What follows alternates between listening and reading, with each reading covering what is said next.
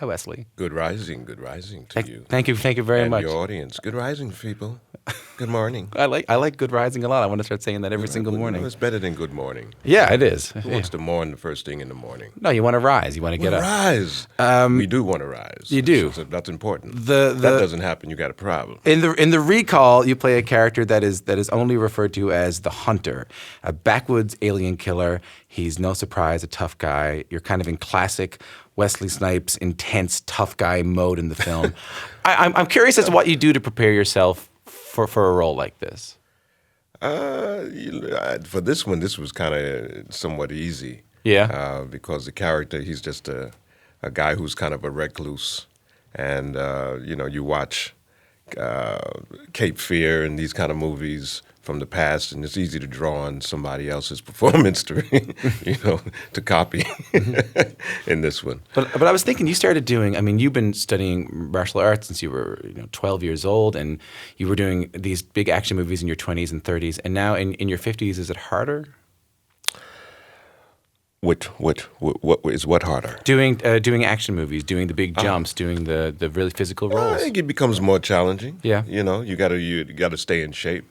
And it's like anything, you can get ring rust if you don't do it a lot. So I try to keep myself in shape and do something every day just in case I get the call to go out and jump across something or over something or through something, Mm-hmm. But it's just as hard as when I was doing Tumong Fu and I had to wear those heels, that with those 13-inch pumps. That was real training right there. Right. That's a challenge for all of you guys out there. 13-inch pumps, 16-hour day. That's a workout. Absolutely. Yeah. If you don't want to look fabulous doing it. If you don't want to go to the gym today, maybe just do that.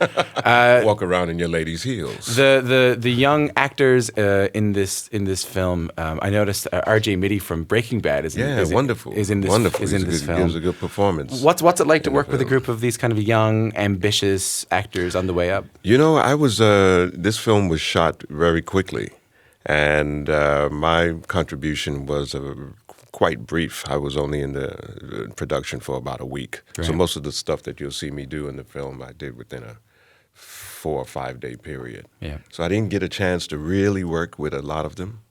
But it's always nice to see these young ones come up and grow in their skills, and it reminds you of the days when you were just as hungry as they are, and looking forward to that big break and big opportunity. What's most exciting about this particular film, The Recall, is the format that it was created. Well, yeah, I wanted to ask about this. Well, Barco Escape is a panoramic experience, theatrical experience, where you have about 270 degrees of viewing landscape. So the film plays almost like in an IMAX. I guess that would be the equivalent. Yeah. Best equivalent. It's like IMAX, but it's much shorter, and you can have a single image on one screen, or you could have that same image on all 3 screens, or vary the images from screen to screen. But you're kind of surrounded by the film. You're kind of surrounded by the film. Is that important to you to bring kind of cutting-edge technology to films? Because you're also a producer on this film. Yes. Yeah, well, I like the cutting-edge things. I mean, trying to be an innovator in our own way and tap into what is technologically interesting and can be integrated into the creative experience, and also be some inspiration for the young artists out there who are looking to be on both sides of the camera, technology-wise as well as performing. So this is another opportunity for me to keep that trajectory. And what a wonderful experience this is. I think when you guys see it and you see the great movies that will be created in this format, it'll be something you'll never forget. It'll be like the first time you had your first kiss and your first song that you heard while you was having that kiss. That's how impacting the experience. Yeah, I watched it on a computer screen. I'm guessing that's not the right way to do it. Not at all. No, this is when you got to go and see it. You got to be there to see it, to believe it. I referred to you as a tough guy a few times in the introduction. Which is kind of interesting because I started out doing mostly dramatic work and comic work. Yeah, I want to talk about that. On this show, we ran a piece just a couple of months ago about a retrospective of your career that was happening in Brooklyn. And we spoke to the curator. I thanked him for that. It was wonderful. We spoke to the curator, Ashley Clark, and here's what he had to say about you and your career. If someone told me they had no idea who Wesley Snipes was, I would immediately start to talk about him as a great lost treasure of American cinema who was able to run the gamut between action, comedy, and serious drama with incredible ease, and that he was someone that was well worth revisiting. That's Ashley Clark, a curator in Brooklyn, New York, talking about Wesley Snipes, who joins me. Very kind words, Mr. Clark. It is Thank you. in studio right now. Do you ever feel, though, The check is in the mail. that your dramatic acting and your comedy, like, White Man Can't Jump and Jungle Fever and One Night Stand, may have been overshadowed by your action roles? You would think so. Yeah. But over the years, I found that they resonated with people quite deeply. And a lot of people bring those films up, especially athletes. A lot of the films that I did playing an athlete, which I actually never played, the games I never played in real life, seem to be very memorable to a lot of the fans out there. But action movies get the biggest push, and they get the big dollars behind it, and so that's what people remember. I mean, one of the films that I was most proud of is a film called The Water Dance. Yeah. And that was one of the first films that brought me to Los Angeles, where I play a paraplegic based on Neil Jimenez's true life story of a guy who falls off a cliff and becomes a paraplegic and has to rehabilitate himself back to life, really. Right. Yeah. And most people haven't seen that film, but that's a complete departure from the Blades of the world and the action films of the world. Well, but you must reflect on those action films fondly as well. They're fun. They were so great. They're fun. There were some really amazing lines in some of those films, and we were discussing yesterday in our office just some of the great lines you've delivered over the years. And what I want to do is just play a couple of them and just talk a little bit about them, if that's okay with you. Here's one I think a lot of people are going to recognize. Charlie, you ever play roulette? On occasion. Well, let me give you a word of advice. Always bet on black. That's you playing anti-terrorist cop Bruce Payne in Passenger 57. That always bet on black is a classic line. It's funny because that particular line, when it was in the script, I didn't really like the line. I thought it was kind of corny. Yeah. Because it was obvious I was a black guy playing the role. Yeah. Because I wasn't a gambler, I didn't get the connection. So most people later on said, that was a great line, and that's what I do. And white guys, black guys, Spanish guys, Asian guys, they all repeat the line to me. And then I realized, that's like a real thing. I thought they just wrote it because the black guy was playing the role. I didn't know at the time. We got another one. Hit it. There are worse things out tonight than vampires. Like what? Like me.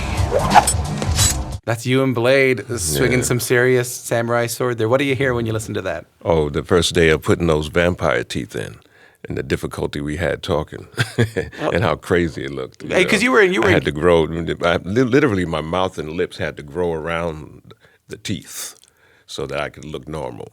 But there's a couple of scenes when Blade walks her to the car. To the car, and you'll notice that my mouth and teeth don't match. They don't, and so my articulation is crazy. And it must have hurt wearing those things. It must have been painful. You get used to it, you know. Yeah. We got one more. Are you ready for this? Okay, yeah. Let's hit it. Billy Hoyle. Billy Hoyle. Billy Hoyle. Okay, Billy. Now, can you count to 10, Billy? Yeah. Good.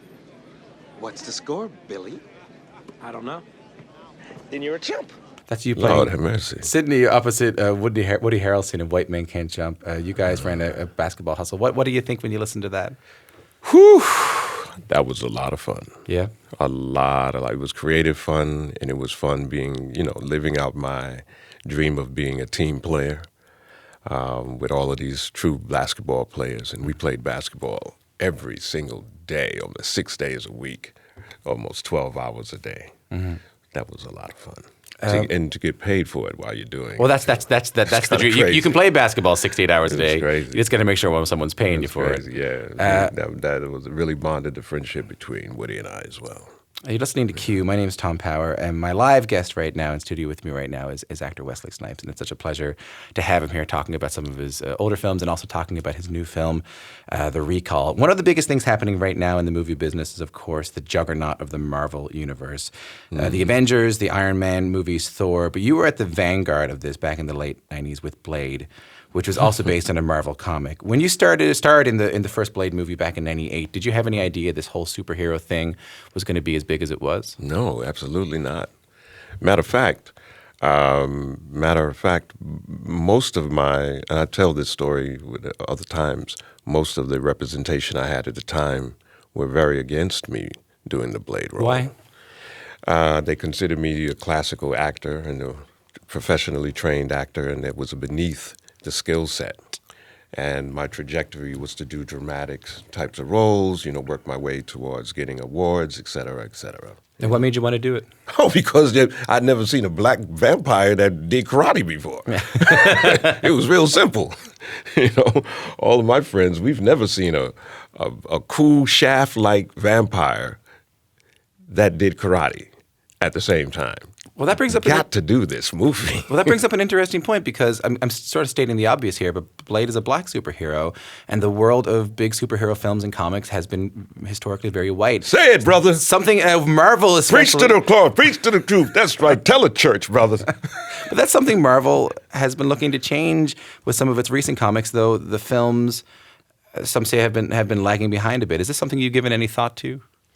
So our company, Mondi House Studios, we create content as well, and we have some projects that have come out that will fit smack dab into this Blade-esque world, this hybrid world of superheroes and sci-fi. And so you're trying to enact some change yourself.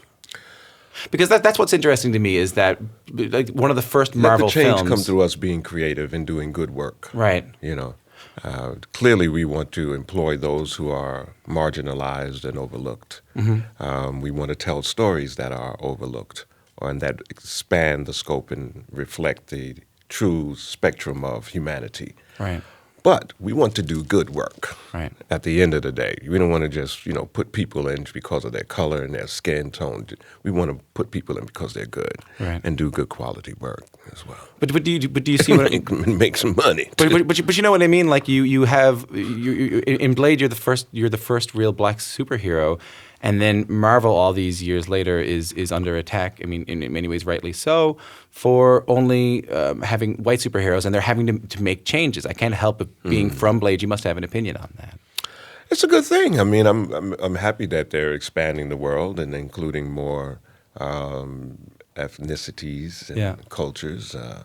But I come from the Bronx, and we kind of bred to believe that if it's not created already, then we'll create it.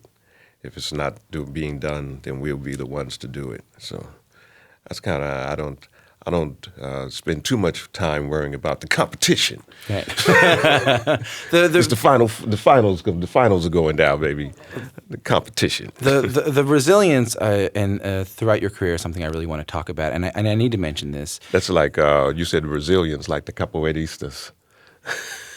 No, I missed that. I'm playing on your pronunciation. You said resilience. Yeah. It sounded to me like you said the Brazilians. The Brazilians. Yeah. Well, you spent a lot of time with Brazilians. That's a good thing too. We could talk about that a lot. You spent time, and I want to mention this, Wesley. You spent time in prison after you were convicted of failing to file tax returns, and coming out of prison is disorienting for anyone. And you came out in 2010. Have you been? Have you had that experience? No, but I've spoken to a lot of people who have. I have some friends who have. You got to go. You have to try that sometime. No, I think I'm all right for now.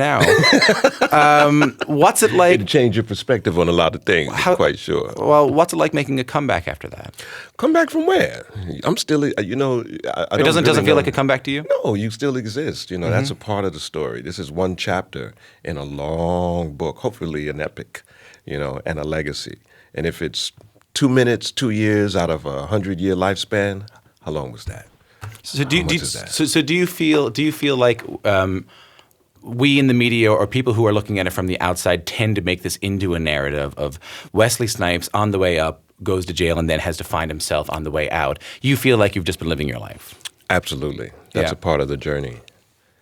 That's a part of the life journey. But let me guess something that must be challenging about the journey is that you've said in the past that you felt you were treated unfairly and you were made an example by the length of your sentence. Is that frustration something that's easy to move on from? Absolutely. How? Because you don't focus always on the negative. You focus on the positive. Yeah. And as a creative individual, I got plenty room for more creative ideas and more magic.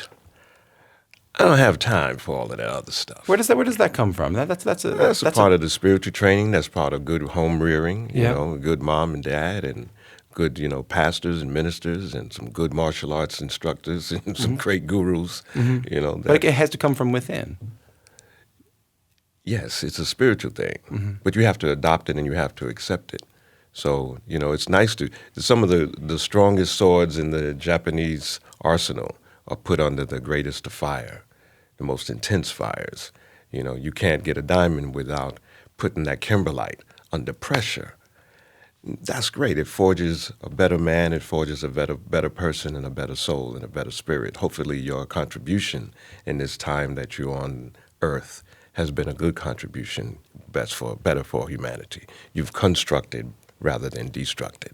So that's the trajectory I'm on, and that's my swag and my vibe right now. I want to talk a little bit more about that trajectory. You've been busy working. You were starring in The Expendables 3. You have this new production company. You made this film, The Recall, a really entertaining sci-fi film. So do you agree with Ashley at the beginning of the show? Do you agree that we're entering a little bit of a Wesley Snipes renaissance? Wesley Snipes tsunami. There's so many things that we have coming down the pike that's going to be surprising to a lot of people. But what does that mean to you? It's because it's like your ideas are created in the darkness of the mind, and then fortunately, sometimes you get the chance of manifesting them in real life into the material world. So we've created a whole bunch of stuff that we've just been sitting on, and now is the time to start unveiling the things that the seeds that we've sowed for these last couple of years. So we have the film, we have the more things that we'll be doing in Barco Escape format. Definitely some of the action product that we'll be shooting in that format as well. And supernatural thriller titled Talent of God, my first fiction novel, will be released in July. Mid-July, July 24th. Yeah. HarperCollins, yeah. I'm looking forward to reading them. Yeah. Wesley Snipes, thanks so much for coming in and talking to us today. It's a lovely thing, man. It's a lovely thing. Good rising.